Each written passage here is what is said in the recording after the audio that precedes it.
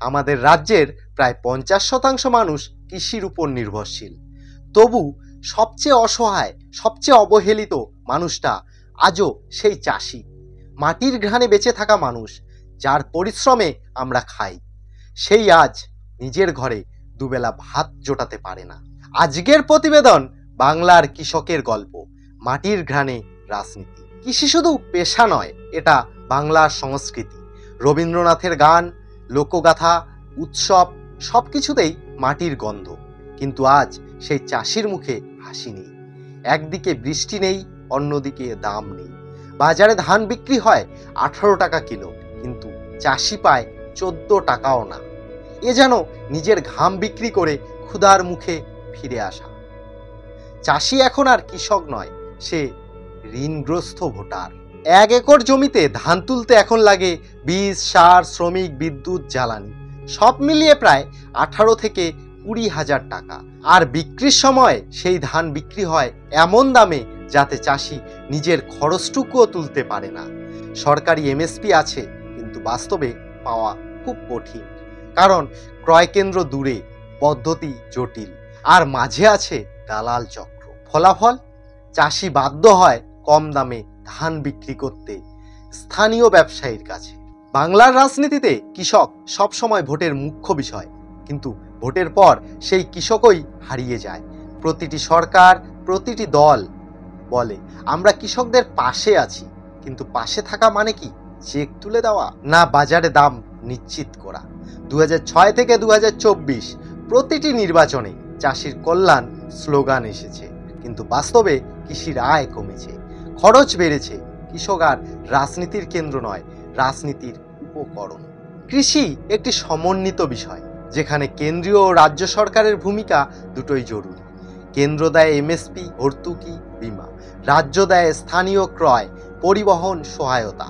কিন্তু যখন দুপক্ষের রাজনৈতিক সম্পর্ক খারাপ হয়, তখন ক্ষতিটা হয় মাঠে, কৃষকের। কৃষি বীমা স্কিম নিয়ে কেন্দ্র রাজ্য দ্বন্দ্ব, পিএম কিষাণ প্রকল্পে নাম না থাকা, এমন ঘটনা এখন নিয়মিত। রাজনীতি করে সরকারগুলো, কিন্তু মাসুল দেয় চাষি। পশ্চিমবঙ্গের অনেক জায়গায় এখনো সেচ ব্যবস্থা অনিয়মিত। উত্তরবঙ্গের ডুয়ার্স বা দক্ষিণবঙ্গের সুন্দরবন, দুটো জায়গাতেই কৃষি নির্ভর করে বৃষ্টির উপর। জলবায়ু পরিবর্তনে বৃষ্টি কখনো অতিরিক্ত, কখনো একেবারেই কম, ফলে ফসল হয় ক্ষতিগ্রস্ত, আর চাষি যায় ঋণের ফাঁদে।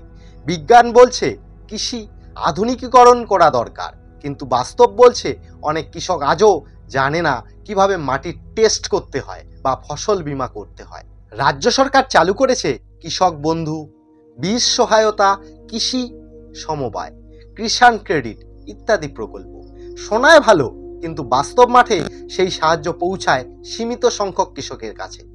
অনেকে জানেই না কিভাবে আবেদন করতে হয়, কেউ পায় না সময় মতো টাকা, কেউ পায় না সার বা বীজ। ফলাফল, প্রকল্প আছে, কৃষক বঞ্চিত।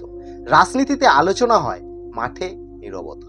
সবচেয়ে ভয়ানক দিক, চাষির মনে ভর করেছে অবিশ্বাস আর হতাশা। কেউ শহরে চলে যায়, কেউ কাজ বদলায়, কেউ নিজের মাটি ছেড়ে বেঁচে থাকার নতুন উপায় খোঁজে। একটা প্রজন্ম ধীরে ধীরে কৃষি থেকে সরে যাচ্ছে। এটাই বাংলার কৃষির ভবিষ্যৎ, চাষি ছাড়া চাষ। উন্নয়ন মানে শুধু সাহায্য নয়, ক্ষমতায়ন। কৃষকদের হাতে আধুনিক যন্ত্র দিতে হবে, গ্রামীণ বাজারে সরকারি ক্রয় কেন্দ্র বাড়াতে হবে, ফসল বীমা বাধ্যতামূলক করতে হবে, কৃষি শিক্ষাকে নতুন প্রজন্মের কাছে আকর্ষণীয় করতে হবে। কেন্দ্র রাজ্য দ্বন্দ্ব সরিয়ে একসাথে কাজ, নীতি আনতে হবে। চাষির উন্নয়ন মানে শুধু তার নয়, একটি দেশের খাদ্য নিরাপত্তা।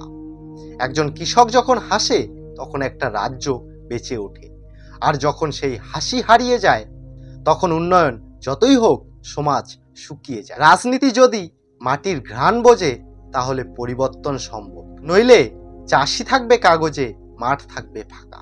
আমি হিরণময়, আপনি দেখছেন কোচ ডিজিটাল। আমরা কথা বলি মাটির মানুষদের নিয়ে, কারণ সেখান থেকেই শুরু হয় আসল উন্নয়ন।